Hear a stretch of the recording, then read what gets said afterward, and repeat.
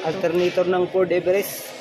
Babaklasin namin to. Tatanggalin namin tong pulley nya kasi maingay. Mag-i-slide na yan dito. Kaya tumutunog. Ganito lang magtanggal ng alternator pulley pag meron kayong special tools katulad dito. Yan lang. Basic lang yan. Diba? Dali lang. Ito mo. Ito mga katarasang nasira dito. Ito. Pulley nya. Nawala na pag iniikot to, nawala to. Nag-i-slide na kasi yan dito sa loob.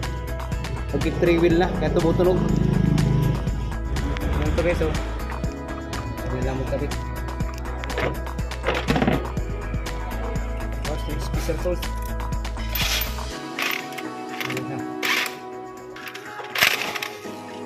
Ganun lang siya kadali.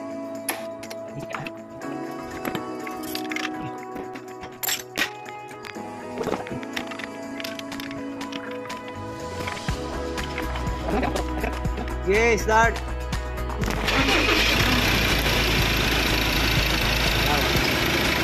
Lang na ito butulog. Ayos siya. Ford Everest.